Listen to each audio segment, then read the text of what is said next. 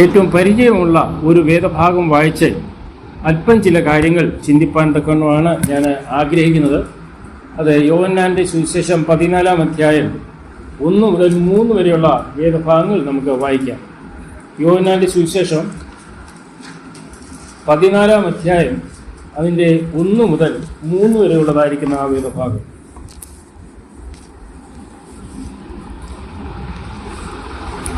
യോഹന്നാൻ്റെ സുവിശേഷം 14-ാം അധ്യായം 1 മുതൽ 3 വരെയുള്ളതായിരിക്കുന്ന ആ വേദഭാഗം. നിങ്ങളുടെ ഹൃദയം കലങ്ങിപ്പോകരുത്. ദൈവത്തിൽ വിശ്വസിക്കുകയും എന്നിൽ വിശ്വസിക്കുകയും. എൻ്റെ പിതാവിൻ്റെ ഭവനത്തിൽ അനേകം വാസസ്ഥലങ്ങളുണ്ട്. ഇതൊക്കെ ഞാൻ നിങ്ങളോട് പറയുമായിരുന്നു. ഞാൻ നിങ്ങൾക്ക് സ്ഥലം ഒരുക്കുവാൻ പോകുന്നു.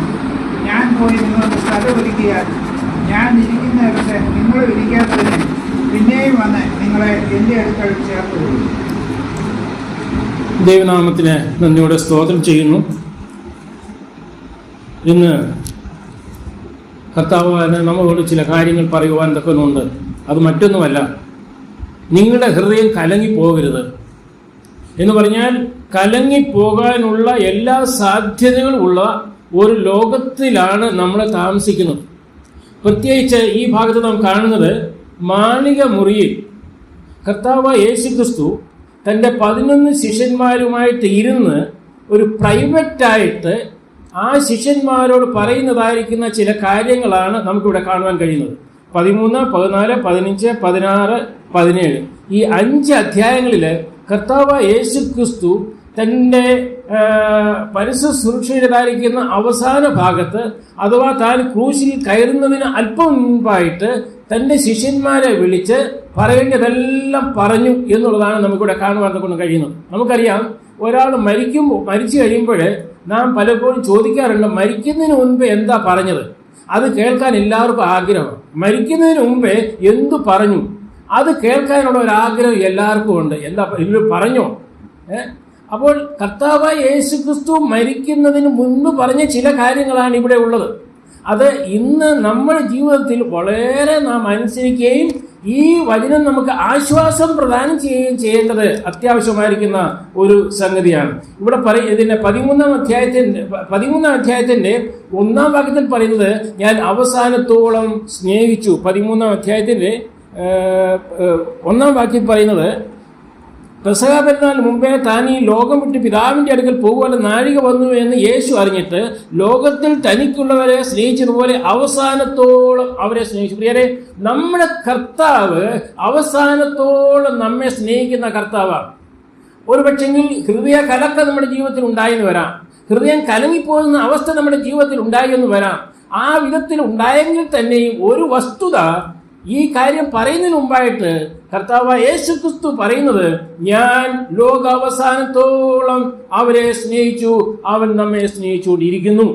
ഇന്നും അവൻ നമ്മെ സ്നേഹിച്ചുകൊണ്ടിരിക്കുകയാണ്.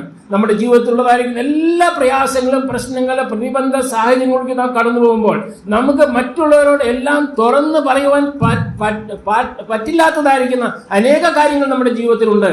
എന്നാൽ അതൊക്കെയും നമ്മുടെ ജീവിതത്തിന്റെ ഉള്ള അറയിലിരിക്കുമ്പോഴും നമ്മെ സ്നേഹിക്കുന്ന ഒരു കർത്താവാണ് നമ്മുടെ കർത്താവ്.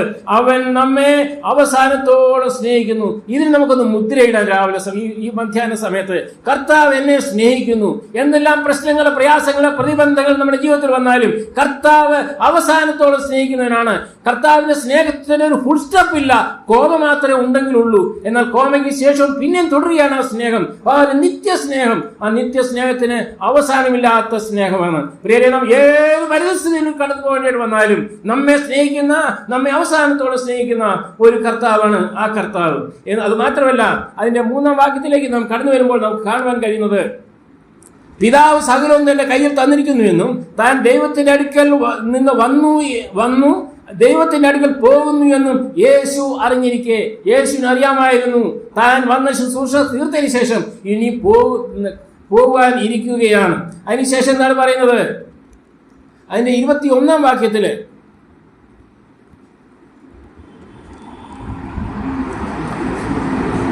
ഇത് പറഞ്ഞിട്ട് യേശു ഉള്ളം കലങ്ങി. ആരുടെ ഉള്ളം കലങ്ങി? നമ്മുടെ കർത്താവായ യേശു ക്രിസ്തുവിന്റെ ഉള്ളം കലങ്ങി.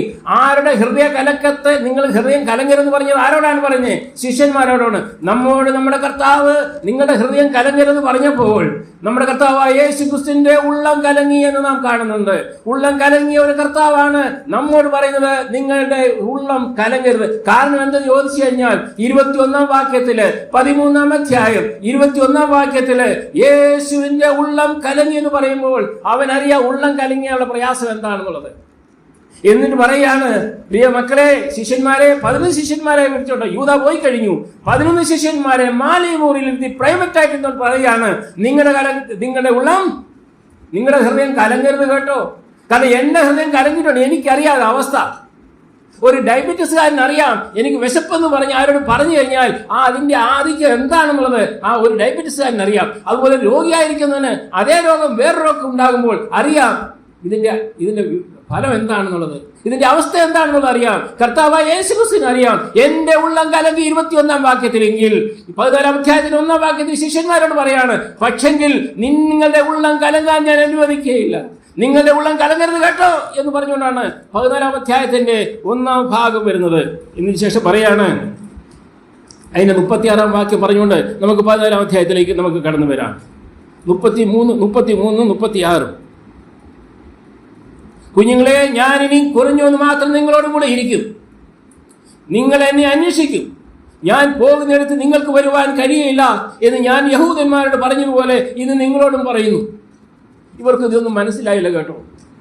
അല്ലെങ്കിൽ കർത്താവ് പറയാണ്, ഞാൻ പോവുകയാണ്, ഞാൻ പോകുന്നത് നിങ്ങൾക്ക് വരുവാൻ കഴിയില്ല എന്ന് പറഞ്ഞു കഴിഞ്ഞാൽ എന്താ ഉദ്ദേശിക്കുന്നതെന്ന് അവർക്ക് സാധാരണ ബുദ്ധിക്ക് അനുസരിച്ച് മനസ്സിലാകാനുള്ളതേ ഉള്ളൂ. എന്താണ്? മരണമല്ലേ? ആന്നു. പക്ഷെങ്കിൽ ആ കർത്താവ് യേശു ക്രിസ്തു മരിക്കുവാൻ പോകുന്നു എന്ന് തന്റെ ശിഷ്യന്മാരോട് പറഞ്ഞിട്ട് ശിഷ്യന്മാർക്ക് ഒരല്പം അനക്കം ഉണ്ടായോ? ഇല്ല. ശിഷ്യന്മാർക്ക് ഇതൊന്നും വലിയ കാര്യമായിട്ട് ഇവർ എടുത്തിട്ടില്ല. അപ്പൊ ഞാനിപ്പോ എന്റെ ഭാര്യയോട് പറയാം ഞാൻ മരിക്കാൻ പോവാന്ന് പറഞ്ഞ ഇങ്ങനെ പറയുമോ ഇല്ലയോ? ആശ്ചര്യപ്പെടുമോ? പ്രയാസപ്പെടുമോ? നിങ്ങൾ അങ്ങനെ പറയരുത് എന്ന് പറയില്ലേ? അച്ഛാ അങ്ങനെ പറയരുത്, മരിക്കുന്ന കാര്യങ്ങൾ പറയരുത്. എന്നാൽ ശിഷ്യന്മാരിതെല്ലാം കേട്ടതിന് ശേഷവും ശിഷ്യന്മാരുടെ ജീവിതത്തിൽ യാതൊരു ചലനവും ഉണ്ടായില്ല. കാരണം എന്ത്? കാരണം ഈ ശിഷ്യന്മാര് കർത്താവ് യേശു ക്രിസ്തുവിന്റെ പിന്നാലെ ഗമിച്ചപ്പം കൊണ്ട് അവർക്ക് വേണ്ടി എന്തായിരുന്നു? ആഹാരത്തിന് ആഹാരം, രോഗങ്ങളിൽ നിന്ന് സൗഖ്യം, അതുപോലെ തന്നെ മറ്റുള്ള എല്ലാ പ്രശ്നങ്ങൾക്കും സമാധാനം, മരിച്ചവരെ ഉയർപ്പിക്കുന്ന ഈ വിധത്തിലുള്ളതായിരിക്കുന്ന കാര്യങ്ങളെല്ലാം തനിക്കിട്ട് കർത്താവ് യേശു ക്രിസ്തുവിനെ അവർക്ക് ആ രീതിയിൽ കണ്ടാൽ മതിയായിരുന്നു. ഒരു പക്ഷേ പത്രോസ് പറയും, കർത്താവെ ഞാനും വരാം, ഞാൻ മരിക്കാൻ തയ്യാറാണെന്നൊക്കെ പറഞ്ഞെങ്കിൽ തന്നെയും വാസ്തവത്തിൽ ഈ ഹൃദയ കലക്കം അവരുടെ ജീവിതത്തിൽ ഉണ്ടാകുന്നത് പെന്തിക്കോസ്ത് ദിവസത്തിൽ സഭ ജന്മം കൊടുത്തതിന് ശേഷമാണ് ഈ ശിഷ്യന്മാരുടെ ജീവിതത്തിൽ ഹൃദയ കലക്കം ഉണ്ടായത്. അതിനുമുമ്പ് ഹൃദയ കലക്കം ഉണ്ടായിട്ടില്ല. അല്ലെങ്കിൽ അവർ തീർച്ചയായിട്ടും ആ സമയത്ത് പ്രയാസപ്പെട്ടു പോയിനെ, ഹൃദയം കലങ്ങിപ്പോയിനെ. അവരുടെ ഹൃദയം ആ സമയത്ത് കലങ്ങിയിട്ടില്ല. ഹൃദയം കലങ്ങിയത് സഭ ഉടലെടുത്തതിന് ശേഷമാണ്. നമുക്കറിയാം, സഭ ഉടലെടുത്തതിന് ശേഷം നമ്മുടെ അപ്പോസ്തലന്മാരെല്ലാം ഏതെല്ലാം രീതിയിലുള്ളതായിരിക്കുന്ന കഷ്ടതകൾ കൂടി കടന്നുപോയി എന്നുള്ളത് നമുക്ക് കാണുവാൻ കൊണ്ട് കഴിയുന്നുണ്ട്. പ്രിയരെ, നിങ്ങളുടെ ഹൃദയം കലങ്ങിപ്പോകരുത്. എന്താണ് ഈ ഹൃദയം? നിങ്ങളുടെ ഹൃദയം കലങ്ങിപ്പോകരുത്. എന്തിനാണ് കർത്താവ് ഹൃദയം എന്ന് പദം യൂസ് ചെയ്തിരിക്കുന്നത്? എന്തിനാണ് ഹൃദയം എന്ന് പദം യൂസ്? ഹൃദയം എന്ന് പറഞ്ഞാൽ എന്താണ്? അതിന് ഹിന്ദി കൊടുത്തിരിക്കുന്നത് മൻ, അല്ലെങ്കിൽ ഇത് മനസ്സാണ്. ഹൃദയം എന്ന് പറഞ്ഞാൽ അവിടെ ഉദ്ദേശിച്ചിരിക്കുന്നത് എന്താണ്? മനസ്സ്, ദേഹം, ദേഹി, ആത്മാവ്. ഈ 3 കാര്യങ്ങളാണ് ഒരു മനുഷ്യന്റെ 3 ഘടകങ്ങൾ. ഈ 3 ഘടകങ്ങളിൽ പ്രാണനും ആത്മാവുമാണ് ഈ ശരീരത്തിന്റെ ഉള്ളിൽ ഇരിക്കുന്നത്. ഈ ദേഹി എന്ന് പറഞ്ഞ ഇന്നർ പേഴ്സൺ ആയിട്ടാണ് പറഞ്ഞിരിക്കുന്നത്. അപ്പോൾ ഈ ഹൃദയം എന്ന് പറയുന്നത് ഈ ദേഹിയാണെങ്കിൽ ഈ ദേഹി എവിടെ പാർക്കുന്നത്? ശരീരത്തിന്റെ ഉള്ളിലാണ് പാർക്കുന്നത്. അപ്പൊ ആ ദേഹിയാണ് കലങ്ങാൻ സാധ്യതയുള്ളത്. എങ്ങനെയാണ് ദേഹി കലങ്ങുന്നത്? നിങ്ങളുടെ ഹൃദയം കലങ്ങിപ്പോകരുത് എന്ന് പറഞ്ഞപ്പോൾ ഈ ദേഹി എങ്ങനെയാണ് കലങ്ങുന്നത്? നമുക്കറിയാം, ഒരു ഉപ്പ് പണ്ടൊക്കെ ഈ കല്ലുപ്പ് വെക്കുന്ന ചാക്കിനകത്ത് കല്ലുപ്പ് വെക്കുമല്ലോ. ആ കല്ലുപ്പ് വെച്ച് കഴിഞ്ഞാൽ ആ കല്ലുപ്പ് തീർന്നു കഴിയുമ്പോൾ ആ ചാക്കിന് എന്തെങ്കിലും വിലയുണ്ടോ? ഇല്ല. ആക്രിക്കാർ വല്ലതും വാങ്ങിക്കത്തില്ല. ആ ചാക്കെടുത്ത് നമ്മളങ്ങ് കളയുകയാണ്. വാസ്തവത്തിൽ ആ ചാക്കിന് തുല്യമാണ് നമ്മുടെ ശരീരം. ഈ ശരീരത്തിൽ ദൈവം സൂക്ഷിച്ചിരിക്കുന്ന 2 ഘടകങ്ങളാണ് എന്തൊക്കെ? ദേഹിയും ആത്മാവും. ഈ ദേഹിക്ക് എങ്ങനെയാണ് ഈ കലക്കം വരുന്നത്? ദേഹിക്ക് എങ്ങനെയാണ് കലക്കം വരുന്നത്?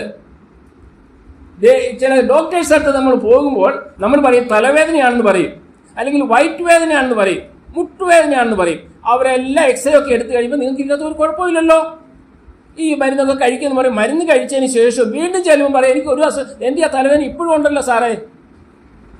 നിങ്ങളെന്തോ ചിന്തിക്കുന്നുണ്ട്, അവിടാണ് വരുന്ന പ്രശ്നം. നിങ്ങളെന്തോ ചിന്തിക്കുന്നു. നിങ്ങൾക്ക് വേറൊരു തകരാറുമില്ല, നിങ്ങൾക്ക് ടെൻഷൻ ഉണ്ട്. ടെൻഷൻ മാറിയെങ്കിലേ നിങ്ങൾക്ക് ടെൻഷൻ ഉണ്ട്. അതാ നിങ്ങൾ ചിന്തയാൽ ഭാരപ്പെട്ടിരിക്കുകയാണ്. അപ്പോൾ ചിന്തയാൽ ഭാരപ്പെട്ടിരിക്കുന്നതിന് എന്താ മരുന്ന് കൊടുക്കുന്നത്? എന്തുവാ? ഉറക്ക ഗുളിക. നിങ്ങൾ അധികം കഴിക്കരുത്, വല്ലപ്പോഴും ഓരോന്ന് കഴിക്കുമ്പോൾ എന്ത് സംഭവിക്കുന്നു? ഉറക്ക ഗുളിക നമ്മുടെ ശരീരത്തിന് പൂർണ്ണമായിട്ട് നമ്മൾ അങ്ങ് ഉറങ്ങിപ്പോകുന്നു. രാവിലെ അല്പം എഴുന്നേറ്റ് കഴിഞ്ഞാൽ ചോദിക്കുക എന്താ ഇന്നലെ എന്ത് പറ്റി, വല്ല ഉറക്ക ഗുളിക വല്ല കഴിച്ചതാണോ എന്ന് ചോദിക്കുമ്പോൾ നമ്മുടെ ദേഹി അത് കലങ്ങിപ്പോകുവാൻ തക്കോണം കാരണമായിരിക്കുന്നത് ടെൻഷനാണ്, പലവിധ ചിന്തകളാണ്. നമ്മുടെ ജീവിതത്തിൽ എന്തെങ്കിലും ചിന്തകളുണ്ടെങ്കിൽ, നമ്മുടെ ജീവിതത്തിൽ എന്തെങ്കിലും ഭാരങ്ങളുണ്ടെങ്കിൽ, നമ്മുടെ ജീവിതത്തിൽ എന്തെങ്കിലും പ്രയാസമുണ്ടെങ്കിൽ അത് നമ്മുടെ ശരീരത്തെ ബാധിക്കും. അത് തലവേദനയായിട്ട് മാറും, വയറ്റ് വേദനയായിട്ട് മാറും, ശരീരത്തെ വേദനയായിട്ട് മാറും. അതിനെല്ലാം കാരണം നിന്റെ ഹൃദയം കലങ്ങിപ്പോയിരിക്കുന്നു എന്നുള്ളതാണ്.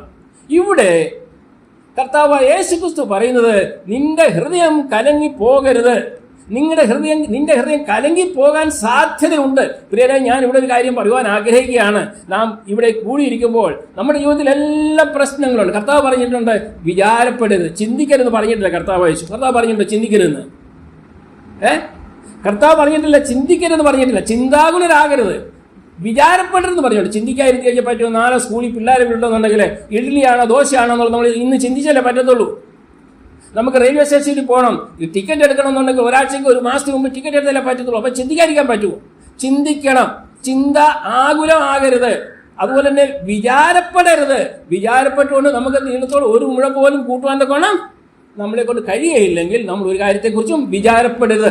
വിചാരപ്പെടുത്തുന്ന മുഖാന്തരമാണ് എന്ത് സംഭവിക്കുന്നത്? നമുക്ക് ഹൃദയം കലങ്ങിപ്പോകുന്നത്. ഈ ഹൃദയ കലക്കത്തിന് എന്താണ് വേണ്ടിയെന്നുള്ളതാണ് താഴെ പറയുന്നത്. അപ്പം ഹൃദയ കലക്കം എന്ന് പറയുമ്പോൾ നമ്മുടെ ജീവിതത്തിൽ ഉള്ളതായിരിക്കുന്ന ഏത് പ്രശ്നവും പ്രിയരെ, ഏത് പ്രയാസവും നമ്മൾ ഒരിക്കലും നമ്മുടെ ജീവിതത്തിൽ ഹൃദയ കലക്കത്തിന് കാരണമായി തീരരുത്. അതെന്താണ് കാരണമെന്നാണ് അതിൻ്റെ അടുത്ത ഭാഗത്ത് പറയുന്നത്. നമുക്ക് 14-ാം അധ്യായത്തിൻ്റെ 1-ാം ഭാഗത്തിലേക്ക് വരാം. നിങ്ങളുടെ ഹൃദയം കലങ്ങിപ്പോകരുത്. എന്താണ് ചെയ്യേണ്ടത്? ദൈവത്തിൽ വിശ്വസിപ്പീൻ, എന്നിലും വിശ്വസിപ്പീൻ. ശിഷ്യന്മാർക്ക് വിശ്വാസമില്ലേ? ശിഷ്യന്മാർക്ക് ദൈവത്തിൽ വിശ്വാസമില്ലയോ? ഉണ്ട്. പിന്നെ നമുക്കത് വിശ്വാസമില്ലേ? ദൈവത്തില് നമുക്ക് ദൈവത്തിൽ വിശ്വാസമുണ്ട്. ദൈവത്തിൽ വിശ്വസിപ്പീൻ. പിന്നെന്താ പറയുന്നത്? എന്നിലും വിശ്വാസം. അപ്പം 2 ദൈവമുണ്ടോ? ദൈവത്തിൽ വിശ്വസിക്കണം, പിന്നെ എന്നിലും വിശ്വസിക്കണം, കർത്താവിൽ വിശ്വസിക്കണം. ഇപ്പം 2 ദൈവമുണ്ടോ? ഇല്ല. ദൈവത്തിലെ വിശ്വാസം എന്ന് പറഞ്ഞത് സാധാരണ ലോകത്തുള്ള 99%ഉം ദൈവത്തിൽ വിശ്വസിക്കുന്നവരാണ്. എന്നാൽ ക്രിസ്തുവിൽ വിശ്വസിക്കുന്നവരാണ് നാം ഇവിടെ കൂടി വന്നിരിക്കുന്നവർ. നമ്മൾ എന്ത് ചെയ്യണം? നമ്മളെ ദൈവത്തിൽ വിശ്വസിച്ചു മാത്രമല്ല, നമ്മൾ എന്ത് ചെയ്യണം? ക്രിസ്തുവിൽ വിശ്വസിക്കണം. നമ്മൾക്ക് ക്രിസ്തുവിൽ വിശ്വാസം ഉണ്ടോ? ഇതാണ് ഇപ്പോഴത്തെ ചോദ്യം. ഇവിടെ പറയുന്നത് തന്റെ ശിഷ്യന്മാരോടെ പറയുന്നത് നിങ്ങൾ ക്രിസ്തുവിൽ വിശ്വസിക്കണമെന്ന്. എല്ലാം വിട്ടിട്ട് വന്നതാ. പത്രോസ് കൂട്ടിനും തനിക്കുള്ള സകലം വിട്ടിട്ട് വന്നതാ. ഇപ്പം കർത്താവ് പറയാണ് നിങ്ങൾ എന്ത് ചെയ്യണമെന്നാ? നിങ്ങൾ എന്നിൽ വിശ്വസിക്കണം. നമുക്ക് വിശ്വാസം ഉണ്ടോ? വിശ്വാസം നമുക്ക് പലപ്പോഴും ഇല്ല എന്നുള്ളതാണ് എനിക്ക് പറയുവാൻ കൊണ്ട് കഴിയുന്നത്. ഞാൻ പലപ്പോഴും പറയാറുണ്ട്, നമുക്ക് അറ്റ്ലീസ്റ്റ് ഒരു ബാർബർക്കുള്ള വിശ്വാസം നമുക്കുണ്ടെങ്കിൽ അത് മതി. ബാർബർ എന്ന് പറഞ്ഞാൽ മനസ്സിലായല്ലോ, തലമുടി വെട്ടുന്നേ, ഷേവ് ചെയ്യുന്നേ. ഒരു ബാർബർ ഷോപ്പിൽ ഇരുന്ന് കഴിഞ്ഞാൽ നല്ല മൂർച്ചയുള്ള ബ്ലേഡ് വെച്ചുകൊണ്ട് ഷേവ് ചെയ്യുന്ന സമയത്ത് അവൻ പറയാണ് ഇങ്ങനെ വെക്കാൻ പറഞ്ഞാൽ ഇങ്ങനെ വെക്കുമോ ഇല്ലയോ? വെക്കുമോ? നമുക്ക് അവൻ്റെ മേൽ വിശ്വാസം ഉണ്ടായിട്ടല്ലേ? കത്തിയാ കയ്യിലിരിക്കുന്നത്. ഇങ്ങനെ വെക്കാൻ പറഞ്ഞാൽ ഇങ്ങനെ വെക്കും. എന്തുകൊണ്ടാ? നമുക്ക് അവൻ്റെ മേൽ വിശ്വാസമുണ്ട്. ആ വിശ്വാസം ഇന്ന് നമുക്കുണ്ടോ? പൂർണ്ണമായിട്ട് നമുക്ക് നമ്മൾ വിശ്വാസികളാണ്, നമ്മൾ സ്നാനപ്പെട്ടവരാണ്, നാം അപ്പം മുറിക്കുന്നവരാണ്, എല്ലാം ശരിയാണ്. എന്നാൽ ഈ പറഞ്ഞ വിശ്വാസത്തിന് കുറവ് നമ്മുടെ ജീവിതത്തിലില്ലേ? സ്വയം പരീക്ഷിക്കേണ്ടതായിരിക്കുന്ന ഒരു അവസ്ഥയാണ്. ഹൃദയം കലങ്ങി പോകുന്നുവെങ്കിൽ നമ്മുടെ ജീവിതത്തിൽ ഈ വിധത്തിൽ ഒരു ഭാരം, ചിന്താഭാരത്താൽ നാം ഇന്ന് വലഞ്ഞുകൊണ്ട് ഈ രീതിയിൽ നാം ഇരിക്കുന്നുവെങ്കിൽ ഇതിന് കാരണം പറയുന്നുണ്ട്, നിങ്ങൾ ക്രിസ്തുവിൽ വിശ്വസിക്കണം. ഒരു പ്രാവശ്യം ഒരു സർക്കസിൽ ഒരാൾ ഈ വലിയ കമ്പി ഇട്ടിട്ട് അതിന്റെ മണ്ടയ്ക്കോട്ട് നടന്നു പോവുകയായിരുന്നു. നടന്നു പോയി കഴിഞ്ഞപ്പോൾ എല്ലാവരും വളരെ കൈയടിച്ചു. ഓ, നീ ഇതിലും വലുത് ചെയ്യും. പിന്നെ ഒരു സൈക്കിളെ കയറി ആ കമ്പിയുടെ മേളിൽ കൂടെ സൈക്കിൾ വെച്ച് സൈക്കിളിന്റെ മേളിൽ കൂടെ നടന്നു. അതും വെച്ചു. അയ്യോ, അപ്പൊ ഒരു തള്ള പറഞ്ഞു, ഒരു അമ്മച്ചി പറഞ്ഞു, നീ ഇതിലും വലുത് ചെയ്യും. ഓ, നീ ഭയങ്കരനാണെന്ന് പറഞ്ഞു. ഞാനൊരു കുഞ്ഞിനെ എടുത്തുകൊണ്ട്, ഒരാളെ എടുത്തുകൊണ്ട് ഇതിന്റെ മണ്ടയ്ക്കൂടെ പോകാൻ കഴിയുമെന്ന് നിങ്ങൾ വിശ്വസിക്കുന്നുണ്ടോ ചോദിച്ചു. ആ, ഉണ്ട്. ആ സർക്കസുകാർ താഴോട്ട് ഇറങ്ങി പറഞ്ഞു, അമ്മച്ചിയുടെ ഈ കൊച്ചുമോനുണ്ടല്ലോ, ഈ കൊച്ചുമോൻ എങ്ങനെയാ, ഈ കൊച്ചുമോനെ വെച്ചോണ്ട് ഞാൻ കമ്പിയുടെ മേലിൽ കൂടെ നടക്കും. അത് അപ്പൊ വിശ്വാസമുണ്ടോ? നീ അതിലും അതിന്റെ അപ്പുറത്തേതും ചെയ്യുമെന്ന് എനിക്ക് വിശ്വാസമുണ്ട്. പക്ഷെ എന്റെ കുഞ്ഞിനെ കൊണ്ട് നീ അതിന്റെ മേലിൽ കൂടെ പോകണം. അപ്പൊ വിശ്വാസത്തിന്റെ കുറവ്. പ്രിയരെ, ഞാൻ ഒരു കാര്യം വളരെ വ്യക്തമായിട്ട് പറയാൻ ആഗ്രഹിക്കുകയാണ്. നമ്മുടെ ജീവിതത്തിൽ വിശ്വാസക്കുറവുണ്ട്. അതുകൊണ്ടാണ് ശിഷ്യന്മാരോട് പറഞ്ഞു, എല്ലാം വിട്ടിട്ട് ഇറങ്ങിയ ശിഷ്യന്മാരോട് 11 പേരെ പ്രൈവറ്റായിട്ട് മാലിമുറിയിൽ കയറ്റിയിരുത്തിക്കൊണ്ട് അവരോട് ഈ കാര്യങ്ങൾ മരിക്കുന്നതിന് അല്പസമയം മുൻപേ 14 അധ്യായം 15, 16, 17 അധ്യായത്തിൽ മഹാപൗരോഹിത്യ പ്രാർത്ഥനയ്ക്ക് ശേഷം 18 അധ്യായത്തിൽ കിദ്രോൻ വാലിയിൽ കൂടി ഗതസമനയിലേക്ക് പോകേണ്ട സമയമായി. ഈ സമയം നടക്കുന്നത് വ്യാഴാഴ്ചയാണ്. വെള്ളിയാഴ്ച ക്രൂശിൽ കയറേണ്ടവനാണ്. ഇനി അധികം സമയമില്ല. സംഭവിക്കാനുള്ളതൊക്കെ സംഭവിക്കുന്നുള്ള കർത്താവായ യേശുക്രിസ്തു നല്ലവണ്ണം അറിയാം. എന്നാൽ അതിനു മുമ്പായിട്ട് ചില കാര്യങ്ങൾ, ചില ദഗ്ധസത്യങ്ങൾ കർത്താവായ യേശുക്രിസ്തുവിന് തന്റെ ശിഷ്യന്മാരോട് പറയേണ്ടതായിട്ടുണ്ടായിരുന്നു.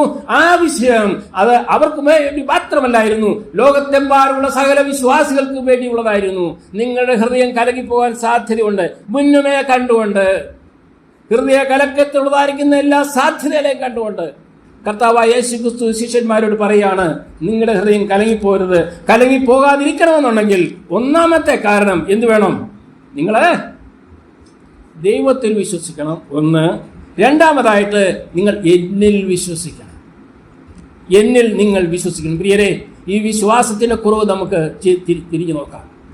ഈ വിശ്വാസം എന്നിൽ ഉണ്ടോ എന്ന് നമുക്കൊന്ന് ചിന്തിച്ചു നോക്കാം. നമ്മളെല്ലാവരും വിശ്വാസികളാണ്. ഞാൻ ആരെയും ആ രീതിയിലല്ല ഞാൻ എടുക്കുന്നത്. എന്നെക്കൂടെ ഉൾപ്പെടുത്തിക്കൊണ്ട് ഞാൻ പറയുകയാണ്, നമ്മുടെ വിശ്വാസത്തിൽ, നമ്മുടെ ജീവിതത്തിൽ വിശ്വാസക്കുറവില്ലേ?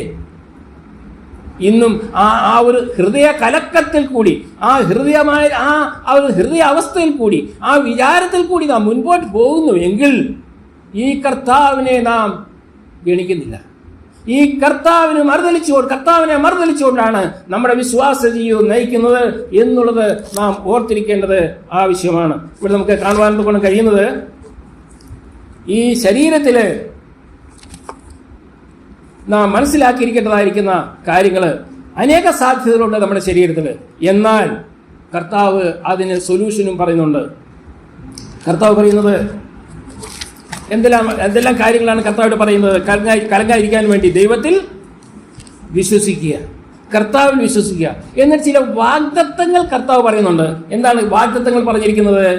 അതിൻ്റെ 1-ാം വാക്യം 2-ാം വാക്യത്തിലേക്ക് കടന്നു വരുമ്പോൾ, എൻ്റെ പിതാവിൻ്റെ ഭവനത്തിൽ അനേകം വാസസ്ഥലങ്ങളുണ്ട്, ഇല്ലെങ്കിൽ ഞാൻ നിങ്ങളോട് പറയുമായിരുന്നു, ഞാൻ നിങ്ങൾക്ക് സ്ഥലം ഒരുക്കുവാൻ പോകുന്നു. എൻ്റെ പിതാവിൻ്റെ ഭവനം. ഒന്ന്, നമുക്ക് ആരുണ്ട്? നമുക്ക് ഹൃദയകലക്കത്തിൻ്റെ ആവശ്യമുണ്ടോ? നമ്മുടെ ഹൃദയം കലങ്ങാതിരിക്കുവാൻ ഏതെങ്കിലും പ്രതിസന്ധിയിൽ പ്രശ്നങ്ങളെ നാം അഭിമുഖീകരിക്കുമ്പോൾ, വലിയ രോഗത്തിൽ കൂടി നാം കടന്നു പോകുമ്പോൾ, ഇതിനു മുൻപിൽ ഒന്നും കാണുവാൻ കഴിയാതെ അന്ധത നമ്മുടെ മുൻപാകെ ഇരിക്കുമ്പോൾ നമ്മുടെ ഹൃദയം കലങ്ങിപ്പോകാൻ സാധ്യതയുണ്ട്. എന്നാൽ ആ സമയത്ത് നിങ്ങളുടെ ഹൃദയം കലങ്ങിപ്പോകാതിരിക്കുവാൻ വേണ്ടി ഒന്നാമത് ദൈവത്തിൽ വിശ്വസിക്കുക, കർത്താവായ യേശുക്രിസ്തുവിൽ വിശ്വസിക്കുക. മാത്രമല്ല, അതിന് ശേഷം പറയുന്നത് നിങ്ങൾക്കൊരു പിതാവുണ്ട്. ഇവിടെ പറയുന്നത് എന്താണ്? എൻ്റെ പിതാവിൻ്റെ ഭവനത്തിൽ. ഇവിടെ നമുക്കൊരു പിതാവുണ്ട്. അതാണ് നമുക്ക് രണ്ടാമതായിട്ട് ഹൃദയം കലങ്ങാതിരിക്കുവാൻ ധൈര്യത്തോടുകൂടി ദൈവസന്നിധിയിൽ, ദൈവകൃപയിൽ ആശ്രയിച്ച്, ദൈവത്തിൽ ആശ്രയിച്ച് നമുക്ക് മുൻപോട്ട് പോകുവാൻ തക്കോണം, ഒരു ഹൃദയഭാരമില്ലാതെ, ഹൃദയമലക്കമില്ലാതെ നമ്മോട്ട് മുൻപോട്ട് പോകുവാൻ തക്കോണം നമുക്ക് വേണ്ടത് നമുക്കൊരു പിതാവുണ്ടെന്നുള്ളതാണ്. മറ്റാർക്കും ഇത് പറയാൻ കഴിയയില്ല. ഈ കർത്താവായ യേശു ക്രിസ്തു താൻ പറഞ്ഞു, എൻ്റെ ഉള്ളം നൊന്തു. അതല്ലേ 22-ാം സങ്കീർത്തനത്തിൽ നാം വായിക്കുന്ന, ഒരു പ്രാവശ്യം നാം ചിന്തിക്കുകയും ചെയ്തല്ലോ. 22-ാം സങ്കീർത്തനത്തിൽ പറയുന്നു, എൻ്റെ ഹൃദയം മെഴുകുപോലെയായി. എൻ്റെ ഹൃദയം മെഴുകുപോലെയായി. എന്തിനാ എൻ്റെ ഹൃദയം മെഴുകുപോലെയാണത്? നിന്റെ ഹൃദയത്തെ സന്തോഷിപ്പിക്കുവാൻ. കർത്താവ്, വലിയവനായിരിക്കുന്ന കർത്താവ്, അതെ, തൻ്റെ ഹൃദയം മെഴുകുപോലെ ഉരുകിയെങ്കിൽ നമ്മുടെ ഹൃദയം സന്തോഷിപ്പിക്കുവാൻ വേണ്ടി അവിടുന്ന് സകലം സഹിച്ചു. അതെ, ആ കർത്താവായ യേശു ക്രിസ്തുവിന്റെ ഉള്ളം നൊന്തു, വേദനപ്പെട്ടു. അതിന് കാരണം എൻ്റെ നിങ്ങളുടെ ഹൃദയ കലക്കത്തിൽ നിന്ന് നമുക്ക് വിടുതൽ തരുവാൻ വേണ്ടിയാണ്. പ്രിയരെ, രോഗങ്ങളെ, പ്രയാസങ്ങളെ, പ്രശ്നങ്ങളുടെ പ്രതിബന്ധങ്ങളൊക്കെ നമ്മുടെ ജീവിതത്തിൽ ഉണ്ടാകും, യാതൊരു സംശയമില്ല. നാം ഇതൊക്കെ അനുഭവിച്ചേ മതിയാകുകയുള്ളൂ. എനിക്കറിയാം, ഞാൻ ഒറീസയിൽ, അതിനോട് പറയുവാൻ തക്കുന്ന സ്ഥലമില്ല, സാഹചര്യത്തിൽ പറയുന്നെന്ന് മാത്രമേ ഉള്ളൂ. ഒറീസയിൽ പേപ്പർ മിൽ ബന്ധായി കിടന്ന സമയത്ത് വലിയ കാര്യങ്ങൾ നോക്കി. 3 വർഷം പ്ലാന്റ് ബന്ധായി കിടന്നു. ഭാര്യയും കുഞ്ഞുങ്ങളും അത് ഭദ്രാവതിക്ക് കർണാടക കടന്നു പോയിട്ടായിട്ട് വന്നു. ഞാൻ ഏകനായി പല കാര്യങ്ങൾ നോക്കി. തയ്യൽ പഠിച്ചു നോക്കി. അതും ചില ദിവസങ്ങൾ കഴിഞ്ഞ് അതും നിന്നുപോയി. ഒരു പിള്ളേർക്ക് വേണ്ടി ഒരു റിക്ഷ വാങ്ങിച്ചു, പുള്ളിങ് റിക്ഷ, ഈ സൈക്കിൾ, 1500 രൂപയ്ക്ക് അതും നിന്നുപോയി. ഒരു കിരാനക്കട ഇട്ടു, അതും നിന്നുപോയി. എനിക്ക് ഏറ്റവും നല്ലതും ഞാൻ പഠിച്ചതുമായിരിക്കുന്ന ടൈപ്പ് റൈറ്റിങ്, ഒരു ജോബ് ടൈപ്പിംഗ് ഇട്ടു. ഒരു ദിവസം എനിക്ക് കിട്ടിയത്, എൻ്റെ കുഞ്ഞുങ്ങളെന്നോട് ചോദിച്ചു, ഡാഡിന് എന്തോ കിട്ടി? 8 അണ മാത്രം. അങ്ങനെ എല്ലാ വാതിലും അടഞ്ഞതായിരിക്കുന്ന ഒരു കാലഘട്ടം എൻ്റെ ജീവിതത്തിൽ ഉണ്ടായിരുന്നു. ആ സമയത്ത് എൻ്റെ കുഞ്ഞുങ്ങൾക്ക് സുഖമില്ലാതെ വന്നപ്പോൾ ഒരു സബ് ഇൻസ്പെക്ടർ എന്നോട് പറഞ്ഞു, ഈ കുഞ്ഞുങ്ങളെയും കൊണ്ട് ഒരു ഈ തന്ത്രവും മന്ത്രവും നോക്കുന്ന ഒരു മുസ്ലിമുണ്ട്, അവിടെ പോയാൽ അവിടെ കാണിക്കാവുന്നുണ്ടെങ്കിൽ നിങ്ങൾക്ക് ഫ്രീ ആയിട്ട് ചികിത്സ ചെയ്യും. വേറൊരു ഉദ്ദേശത്തോടല്ല അവർ പറഞ്ഞത്, പക്ഷെ അത് തന്ത്രവും മന്ത്രവുമാണ്. എൻ്റെ ജീവിതത്തെ ഉലച്ചൊരു സമ്മതിയായിരുന്നു. ഇത് കേൾക്കേണ്ടി ഞാൻ വന്നല്ലോ. കുഞ്ഞുങ്ങളെ നോക്കുവാൻ, കുഞ്ഞുങ്ങളെ കാണിക്കുവാൻ ആരും ഇതുമില്ല. ആ സമയത്താണ് എൻ്റെ ഭാര്യയും കുഞ്ഞുങ്ങളുമായിട്ട് കർണാടകയ്ക്ക് പോകുന്നത്. ഞാൻ ഏകനായിട്ട് അവിടെ ഒറീസയിൽ നിൽക്കുന്നത്. ആ സമയത്ത് എൻ്റെ ഭാര്യ കടന്നു പോകുമ്പോൾ ബാംഗ്ലൂരിൽ ബസ്സിൽ കയറി ആ കുഞ്ഞുങ്ങൾ, 3 കുഞ്ഞുങ്ങൾ, ചെറിയ കുഞ്ഞുങ്ങളും ഭാര്യയോട് ബസ്സിൽ കയറിയിരിക്കുമ്പോഴാണ് ഒരു പ്രായമുള്ള ഒരു കിളവനെ കണ്ടു. ആ പ്രായമുള്ള അപ്പച്ചനോട് പറഞ്ഞു, ഈ അപ്പച്ച ഈ ലഗേജും ഒന്ന് നോക്കണേ, ഞാനൊന്ന് കുഞ്ഞുങ്ങളെ കൊണ്ട് ബാത്റൂമിൽ പോയിട്ട് വരട്ടെ എന്ന് പറഞ്ഞു. ബാത്റൂമിൽ നിന്ന് പോയിട്ട് വന്നു കഴിഞ്ഞപ്പോൾ ആ ലഗേജുമില്ല, അപ്പച്ചനുമില്ല. എന്നിട്ട് അവിടെ ബസ്സിൽ കയറി ടിക്കറ്റ് എടുത്തുകൊണ്ട് വീട്ടിൻ്റെ അവിടെ ചെന്ന് ഓട്ടോറിക്ഷക്കാരന് പൈസ കൊടുത്തത് വീട്ടിൽ ചെന്നിട്ടാണ്. ഇങ്ങനെയുള്ള പല കാര്യങ്ങളും നടന്നു. ഒടുവിൽ എൻ്റെ പിതാവ് മരിച്ചിട്ട് ഞാൻ ഒറീസയിൽ നിൽക്കുകയാണ്. എൻ്റെ സാഹചര്യം എനിക്കറിയാം, പലരും പറഞ്ഞു കാണും. എന്നാൽ എനിക്ക് അന്ന് എൻ്റെ പിതാവിൻ്റെ അടക്കത്തിന് എനിക്ക് പോകാൻ കഴിഞ്ഞില്ല. ഞാൻ ഏകനായിട്ട് ഒറീസയിൽ എത്രമാത്രം ഹൃദയകലക്കത്തോട് ഞാൻ പറയാൻ കാരണം, അനേകർ ജീവിതത്തിൽ ഈ വിധത്തിലുള്ളതായിരിക്കുന്ന സാഹചര്യങ്ങൾ കടന്നു പോകുന്നുണ്ട്. എൻ്റെ ജീവിതത്തിൽ ആ സമയത്ത് ഞാൻ എടുത്ത തീരുമാനമുണ്ട്, കർത്താവേ, ഞാൻ എന്താണ് ചെയ്യേണ്ടത്? ഞാൻ ഏതൊരു സ്റ്റെപ്പിലെടുത്താലും അവിടെ എല്ലാം എനിക്ക് പരാജയമാണല്ലോ ഉണ്ടാകുന്നത്. ഇനിയും ഞാൻ എന്ത് ചെയ്യണം? കോറാപ്പുട്ട് ഇവാഞ്ചലിക്കൽ ടീം എന്ന് പറയുന്ന ഒരു സുവിശേഷ ഒരു ഗോസ്പൽ ടീം രൂപീകരിച്ചിട്ട് രാവിലെ ഒരു 5-6 പാക്കറ്റ് ബ്രെഡും ഒരു 4-5 ഡസൻ പഴവും ഒരു സൈക്കിളിന്റെ ഒരു പമ്പും, ഞങ്ങൾ ഒരു 6 പേര് സൈക്കിളില് 70-75 കിലോമീറ്റർ ഞങ്ങൾ യാത്ര ചെയ്ത് സുവിശേഷ പ്രചരണത്തിനായി. ഒരു സഹോദരൻ, ഒരു പ്രിൻസിപ്പാൾ ഞങ്ങൾക്ക് ഒരു ബാറ്ററിയുള്ള ഒരു ഇത് തന്നു, മൈക്ക്. അതും വെച്ചുകൊണ്ട് വില്ലേജ് ഞാൻ പറയട്ടെ, എൻ്റെ ജീവിതത്തിൽ ഞാൻ സന്തോഷം അനുഭവിച്ച സമയമുണ്ടെന്നുണ്ടെങ്കിൽ ആ 2-2.5 വർഷം. രാവിലെ ഇറങ്ങിയാൽ രാത്രിയിൽ ഞാൻ കടന്നു വരും. ഉള്ള ഗോസ്പൽസ് എല്ലാം ബുക്സിലെല്ലാം വിറ്റ് അതിനോട് ഗിഡിയൻസിന്റെ ഒരു ന്യൂ ടെസ്റ്റ്മെന്റ് വെച്ചിട്ട് പൈസ വാങ്ങിച്ച് അതുകൊണ്ട് ഞങ്ങളുടെ ചെലവ് വഹിച്ചുകൊണ്ട് ഞങ്ങൾ 2 വർഷക്കാലം കർത്താവിന് വേണ്ടി ചുറ്റു. കർത്താവ് ആഗ്രഹിക്കുന്നു. പ്രിയരെ, ഞാൻ ഒരു കാര്യം ഞാൻ പറയുവാൻ ആഗ്രഹിക്കുകയാണ്. എന്നെല്ലാം പറയാൻ ഹൃദയത്തിന്റെ കലക്കത്തിന്റെ അവസ്ഥയിൽ കൂടി കടന്നു പോകുമ്പോൾ ദൈവത്തിനൊരു ഉദ്ദേശമുണ്ടെന്നുള്ളത് നാം മറന്നു പോകരുത്. ആ ഉദ്ദേശം എന്താണെന്നുള്ളത് ഇന്ന് നമുക്ക് അറിഞ്ഞുകൂടാ, എന്നാൽ ഒരു ദിവസം നമുക്ക് മനസ്സിലാകും, യാതൊരു സംശയമില്ല. അതുകൊണ്ട് ആ കർത്താവിലേക്ക് നമുക്ക് തിരിഞ്ഞു നോക്കേണ്ടത് ആവശ്യമാണ്. ഇവിടെ നാം കാണുന്നത്, എൻ്റെ പിതാവിൻ്റെ ഭവനത്തിൽ അനേക വാസസ്ഥലങ്ങളുണ്ട് എന്ന് പറഞ്ഞാൽ എൻ്റെ ഭവനത്തിലെ വീടിന് ഒരു കുഴപ്പമില്ല. നമ്മൾ ഈ വീടിന് വേണ്ടി വളർന്ന് പയ്യം വായുക, ഫ്രീ ആയിട്ട് വീടുണ്ട്. എവിടെ ഉണ്ട്? ഇതെന്താണെന്ന് ചോദിച്ചു കഴിഞ്ഞാൽ നമ്മുടെ ഹൃദയഭാരം കുറയ്ക്കുവാനും വേണ്ടി, നിങ്ങളിനി ഭാരപ്പെടേണ്ട എന്ന് പറയുവാൻ വേണ്ടി, ഏതെല്ലാം സാഹചര്യമാണ്, ഏതെല്ലാം ചിന്താകുലമാണ്, ഏതെല്ലാം വിചാരങ്ങളാണ് നമ്മെ വളരെ പ്രയാസപ്പെടുത്തുന്നത്, ആ വിചാരങ്ങൾ മുന്നമേ കണ്ടുകൊണ്ട് നമ്മുടെ കർത്താവായ യേശുക്രിസ്തു പറയാണ്, എനിക്കൊരു പിതാവുണ്ട്, ആ പിതാവ് നിങ്ങളുടെ പിതാവാണ്, എൻ്റെ പിതാവിനോട് ഭവനമുണ്ട്, ആ ഭവനം നിങ്ങളുടേതുമാണ്, ആ പിതാവ് നമുക്ക് വേണ്ടി ഭവനം ഒരുക്കാൻ പോയിരിക്കുകയാണ്. 2000 വർഷമായി. ഒരു മിനിറ്റ് കൊണ്ട് ആകാശവും ഭൂമിയും സൃഷ്ടിച്ച വലിയവനായിരിക്കുന്നത് ദൈവം 2000 വർഷം കൊണ്ട് നമ്മുടെ ഭവനം പണിയുന്നുവെങ്കിൽ അത് എത്രയോ സുന്ദരമായിരിക്കും. അതൊന്നും സ്വപ്നം കണ്ടാൽ നമുക്ക് പിടികിട്ടത്തില്ല. ഒരു മിനിറ്റ് കൊണ്ട് ആകാശവും ഭൂമി സൃഷ്ടിച്ചില്ലേ പ്രിയരെ, അത് എത്ര മനോഹരമായിരിക്കുന്നു. അങ്ങനെയെങ്കിൽ 2000 വർഷമായി നമ്മൾക്ക് വേണ്ടി ഭവനം പണിതുകൊണ്ടിരിക്കുന്ന ആ നല്ല ഭവനം എത്ര നല്ല ഭവനമായിരിക്കും. നമുക്ക് ഈ ഭവനത്തെ ഓർക്കുമ്പോൾ നമ്മുടെ വിചാരം എന്ത് ചെയ്യുന്നു? കുറയണം. എൻ്റെ കർത്താവ് എനിക്ക് വേണ്ടി എല്ലാം പണിയുന്നുണ്ട്. അതുമാത്രമല്ല, എന്താ പറയുന്നത്, അവൻ പിന്നെയും വരും. നമ്മുടെ കർത്താവായ യേശുക്രിസ്തു വീണ്ടും വരിക. നമ്മുടെ കർത്താവായ യേശുക്രിസ്തു വീണ്ടും വരുമെന്ന് നമുക്ക് എത്ര പേർക്കും ഇതുണ്ട്? വിശ്വാസം എല്ലാവർക്കും ഉണ്ട് അല്ലേ? ഇപ്പം നമ്മുടെ ഷൈൻ ബ്രദറെ ഞങ്ങളെ വിളിച്ചു ഉണ്ണാനായിട്ട്. ഉണ്ണാൻ വിളിച്ചെന്ന് പറഞ്ഞാൽ ഞങ്ങൾ വരാമെന്ന് പറഞ്ഞു. ഞങ്ങൾ ചെന്നില്ല. അടുത്ത ദിവസം വിളിച്ചു, അടുത്ത ദിവസം ചെന്നില്ല. ദേഷ്യം വരുമോ? ഷൈൻ ബ്രദറിന് ദേഷ്യം വരുമോ ഇല്ലയോ? ഉടനെ തന്നെ ദാനിസ്റ്റോട് പറയും, ഇനി ഒന്നും ഉണ്ടാക്കണ്ട, അവർ വരുമ്പോൾ മതി, വന്നാൽ മതി. ഇത് സാധാരണ ഞാനും പറയുന്ന എല്ലാവരും പറയുന്നത് ഇതല്ലേ? ആണോ ഇല്ലയോ?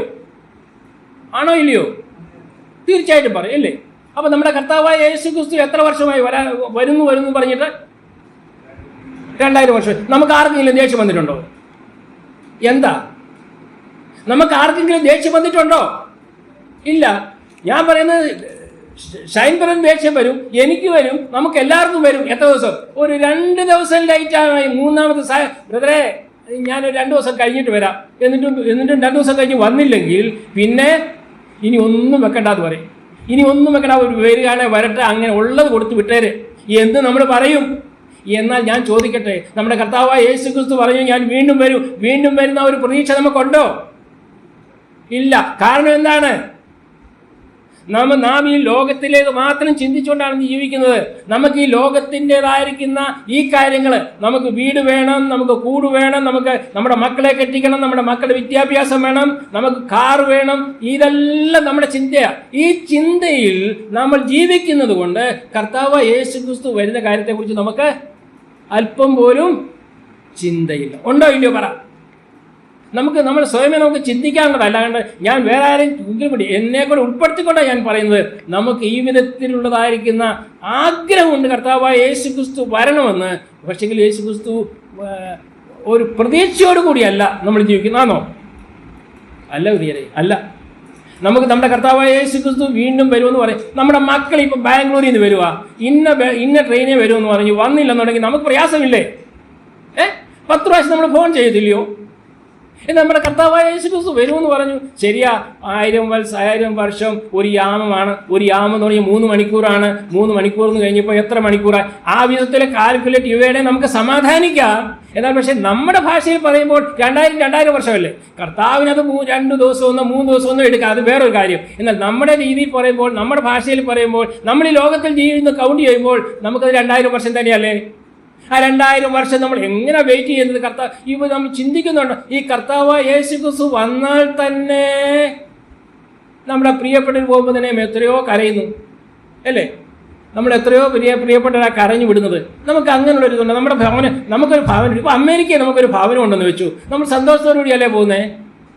എങ്ങനെയെങ്കിലും വിസ കിട്ടണം, പിള്ളേർക്ക് 10 പ്രാവശ്യം ഫോൺ ചെയ്യും, ഇതെഴുതും, എന്നാൽ എങ്ങനെയെങ്കിലും എനിക്ക് അവിടെ നിന്ന് പോകണം, കാരണം അവിടെ ഒരു വീടുണ്ട്, ആ വീട്ടിൽ താമസിക്കണം. പ്രിയരെ, ഇത് എത്രയോ നല്ലൊരു വീടാണ് നമുക്കുള്ളത്. പോലീസ് സ്റ്റേഷനില്ല, കോർട്ടില്ല, ഹോസ്പിറ്റലില്ല, ഒന്നുമില്ലാത്ത ഒരു നല്ലൊരു വീടല്ലേ നമുക്ക് വേണ്ടി പണിയുന്നത്. 2000 വർഷമായിട്ട് ഇതുവരെ പണിതില്ലെങ്കിൽ ഇനി ഇത്രമാത്രം നല്ലൊരു ഭവനം എവിടെ കിട്ടും? ഇതെല്ലാം കർത്താവായ യേശുക്രിസ്തു തൻ്റെ ശിഷ്യന്മാരോട് പറയുവാൻ കാരണം അവരുടെ ഹൃദയം കലങ്ങാൻ സാധ്യതയുണ്ട്. കാരണം പ്രത്യേകിച്ച് സഭ രൂപപ്പെട്ടതിന് ശേഷം അവർ കർത്താവായ യേശുക്രിസ്തുവിന്റെ സുവിശേഷവുമായിട്ട് കടന്നു പോകുമ്പോൾ, കർത്താവായ യേശുക്രിസ്തു എൻ്റെ സുവിശേഷ സന്ദേശവുമായിട്ട് അനേക സ്ഥലങ്ങളിൽ കടന്നു പോകുമ്പോൾ, പച്ചയായിരിക്കുന്ന മനുഷ്യനായിരിക്കുന്ന പൗലോസിനെ നാം കാണുന്നത് പോലെ തന്നെ അനേകരുടെ ജീവിതത്തിൽ അനേക പ്രതിബന്ധങ്ങളെ അവർക്ക് ധരണം ചെയ്യേണ്ടതായിട്ട് വരും. ആ സമയത്ത് ഒരാളൊരു വെല്ലുവിളി ചെയ്താൽ മതി നമ്മുടെ ഹൃദയം കലങ്ങുവാൻ, നമുക്ക് ടെൻഷൻ കൂടുവാൻ. നമുക്കറിയത്തില്ല, യു.പിയിലും ഛത്തീസ്ഗഡിലും ഒക്കെ എത്രയോ പേര് ഇതൊന്നും രോഗം കൊണ്ടല്ല, അവരുടെ ടെൻഷൻ കൊണ്ടാണ്. അവരുടെ ഹൃദയം വിചാരം, ഞാൻ എന്ത് ചെയ്യും, ഇനി നാളെ എങ്ങനെയാണ് മുൻപോട്ട് ഇറങ്ങും, ഞാൻ വെളിയിൽ എങ്ങനെ ഇറങ്ങും, ഗുണ്ടകളാണ് ചുറ്റിനും, ചർച്ചിന് ചുറ്റിനും ഗുണ്ടകളെ, വീടിന് ചുറ്റിനും ഗുണ്ടകളെ, ഞങ്ങൾ എങ്ങനെ വെളിയിലോട്ട് ഇറങ്ങും എന്നുള്ള ചിന്താഭാരം, പ്രയാസം, അഥവാ ഹൃദയഭാരത്താൽ വലഞ്ഞിരിക്കുന്ന ഈ വേളയിൽ കർത്താവായ യേശുക്രിസ്തുവിന്റെ മനോഹരമായിരിക്കുന്ന ഒരു സന്ദേശം, താൻ മരിക്കുന്നതിന് മുൻപായിട്ട് താൻ ഉള്ളം നൊന്ത് അനുഭവം മനസ്സിലാക്കിക്കൊണ്ട് തൻ്റെ സഹോദരന്മാരോട് പറയാണ്, പ്രിയരെ, മഞ്ഞാടി സഭയിലുള്ളതായിരിക്കുന്ന നമ്മോടും ആ സന്ദേശം പറയാണ്, നിങ്ങളാരും ഹൃദയം കലങ്കരുത് കേട്ടോ. ഹൃദയം കലങ്ങാനുള്ളതായിരിക്കുന്ന എല്ലാ സാധ്യതകളും നിങ്ങളുടെ ജീവിതത്തിലുണ്ട്, നിന്റെ കുടുംബത്തിലുണ്ട്. എന്നാൽ നിങ്ങൾ ഒരിക്കലും ഹൃദയം കലങ്ങുവാൻ പാടില്ല. അതിനുശേഷം പറയുന്നത്, എൻ്റെ അടുക്കൽ ചേർത്തുകൊള്ളും എൻ്റെ കൂടെ. നമ്മുടെ കർത്താവായ യേശു ക്രിസ്തു. ഞാൻ ചോദിക്കട്ടെ, ഈ കർത്താവായ യേശു ക്രിസ്തു എവിടെ വരുന്നത്? ഈ 14-ാം അധ്യായത്തിന് 1-ാം വാക്യ പ്രകാരം എവിടെ വരുന്നത്? മധ്യാകാശത്തിലല്ലേ വരുന്നത്?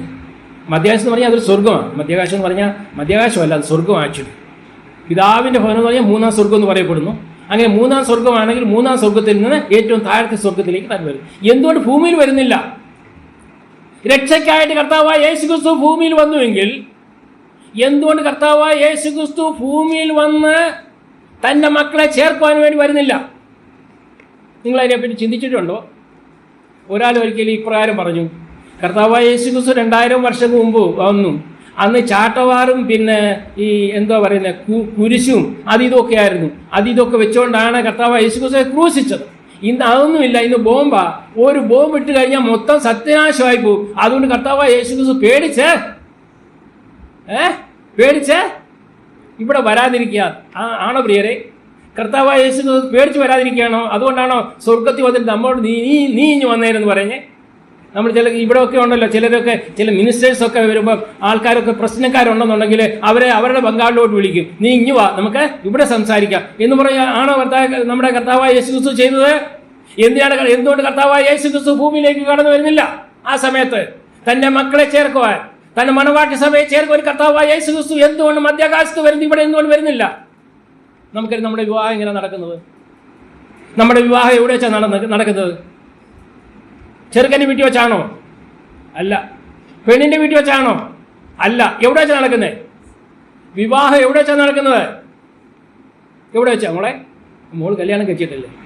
എന്നാലും അറിയാമല്ലോ, പള്ളിയിൽ, ചർച്ചിൽ വെച്ചാണ്. ഇന്നത്തെ ഭാഷയിൽ പറഞ്ഞ ഓഡിറ്റോറിയം. പള്ളിയിൽ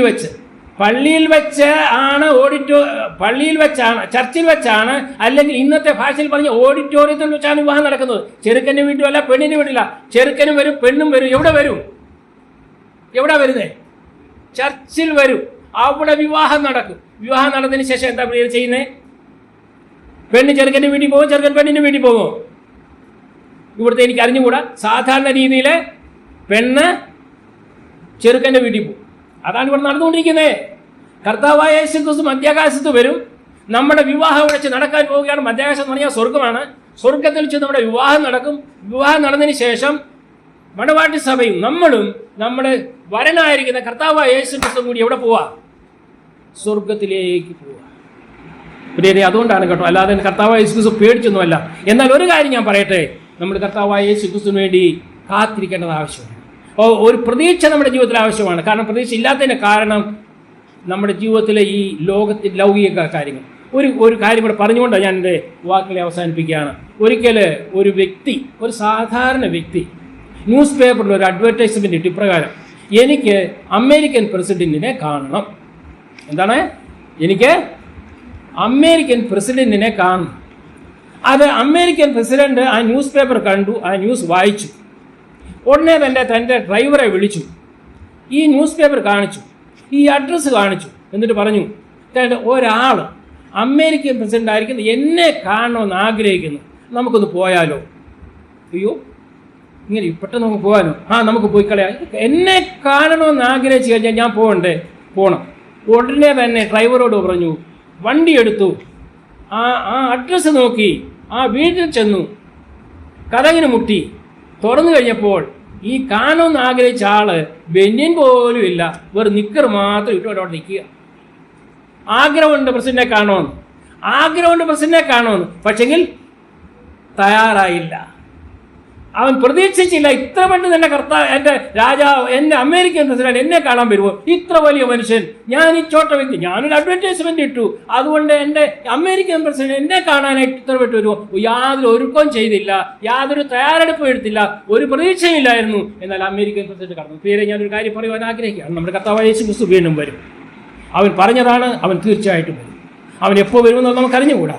എന്നാൽ അതിൻ്റെ സംഭവ വികാസങ്ങളൊക്കെയും ഇന്ന് നമ്മുടെ മുമ്പ് കണ്ടുപിടിക്കും. അവൻ വരും, തീർച്ചയായിട്ടും അവൻ വരും, നമ്മെ ചേർക്കുവാൻ, നാം ഇരിക്കുന്ന ആ സ്ഥാനത്തേക്ക് നമ്മെ ചേർക്കുവാൻ തക്കും. അവൻ നമുക്ക് ഇടം ഒരുക്കിയിട്ടുണ്ട്. എന്നാൽ ഒരു ചോദ്യം, അവനിൽ നമുക്ക് ഇടമുണ്ടോ?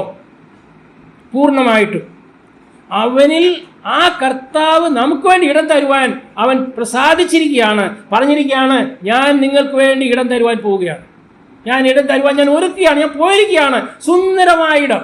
പക്ഷേ ഒരു കാര്യം, ഒരു ഷർത്ത്, ഒന്ന് എന്താണ്? എന്നിൽ നിങ്ങൾക്ക് എന്നിൽ ഇടമുണ്ടോ? ഈ ചോദ്യം നമ്മുടെ മുമ്പാകെ ഇരിക്കുകയാണ്. വേറെ നമുക്ക് നമ്മുടെ ജീവിതത്തിലേക്ക് നമുക്ക് തിരിഞ്ഞു നോക്കാം. നമ്മുടെ ഹൃദയം കലങ്ങുവാൻ ഒരിക്കലും സമ്മതിക്കില്ല കേട്ടോ. ഹൃദയം കലങ്ങുന്നവരുണ്ടെങ്കിൽ, ഹൃദയ കലക്കത്തോടു കൂടിയാണ് ജീവിക്കുന്നതെങ്കിൽ ഭാരപ്പെടേണ്ട, ഹൃദയം കലങ്ങേണ്ട എന്ന് പറയുന്ന ഒരു കർത്താവ്, കണ്ണുനീരൊപ്പുന്ന ഒരു കർത്താവ്, കണ്ണുനീര് നിർത്തുന്ന മറിയോട് പറഞ്ഞു, കണ്ണുനീരിനെ നിർത്തിയെന്ന് പറഞ്ഞ കർത്താവ്, ആ കണ്ണുനീരിനെ ഒപ്പുന്ന കർത്താവ് നമ്മുടെ കർത്താവാണ്. ആ കണ്ണുനീരിനെ മാറ്റുന്ന കർത്താവ് നമ്മുടെ കർത്താവാണ്. ഏത് വിഷമസ്ഥിതിയിൽ കൂടി നാം കടന്നു പോയാലും, ഏത് പ്രശ്നത്തിന്റെ പരിഹാരം അവിടുന്ന് മാത്രമാണ്. അവിടുന്ന് ആ ശിഷ്യന്മാരോട് 2000 വർഷങ്ങൾക്ക് മുൻപ് മാറിയ പ്രൈവറ്റ് ആയിട്ട് എന്ന് പറഞ്ഞു വായിരിക്കുന്ന വാക്കുകൾ ഇന്ന് ഇവിടെ കൊള്ളുകയാണ്. നമുക്ക് ഓരോരുത്തർക്കും അത് നമ്മൾ സ്വീകരിക്കേണ്ടത് ആവശ്യമാണ്. കർത്താവേ, ഈ എൻ്റെ ജീവിതത്തിൽ ഹൃദയകലക്കം ഉണ്ടാകിൽ എന്തെല്ലാം വരട്ടെ, എന്തെല്ലാം പ്രശ്നങ്ങൾ വരട്ടെ, ഞാൻ ഒരിക്കലും ഹൃദയകലങ്ങി ഞാൻ ജീവിക്കുകയില്ല. കാരണം എൻ്റെ കർത്താവ് എന്നെ വിശ്വസിച്ചുകൊണ്ട്, എൻ്റെ കർത്താവ് എനിക്ക് തരുന്നതായിരിക്കുന്ന ആ ഇടം, ആ സ്ഥലമുണ്ടല്ലോ, മനോഹരമായിരിക്കുന്ന സ്ഥലം, ആ സ്ഥലത്ത് ഞാൻ ഒരിക്കൽ കടന്നു പോകും. ആ കർത്താവിനോടൊപ്പം ഞാൻ ആയിരിക്കും, ആ കർത്താവിനോടൊപ്പം ഞാൻ വസിക്കും. ആ നല്ല ഒരു പ്രത്യാശ ദൈവം നമുക്ക് തന്നിട്ടുണ്ട്. 1 തെസ്സലോനിക്കർ 4-ാം വാക്യത്തിൽ പറയുന്നത് സാധാരണ മരണശേഷം പറയുന്ന ഒരു വസ്തുതയാണ്. എന്നാൽ അവിടെ പറഞ്ഞിട്ടുണ്ട്, ഇതുകൊണ്ട് നിങ്ങൾ അന്യോന്യം ആശ്വസിച്ചുകൊള്ളുവിൻ. കർത്താവായ യേശു ക്രിസ്തുവിന്റെ വരവ് വേറെ എന്തിനാണ് ചോദിച്ചു കഴിഞ്ഞാൽ നമ്മൾ അന്യോന്യം ആശ്വസിക്കാനാണ്. ദൈവ വാക്കുകൾ ദൈവം നമ്മെ അനുഗ്രഹിക്കട്ടെ. ദൈവം നാം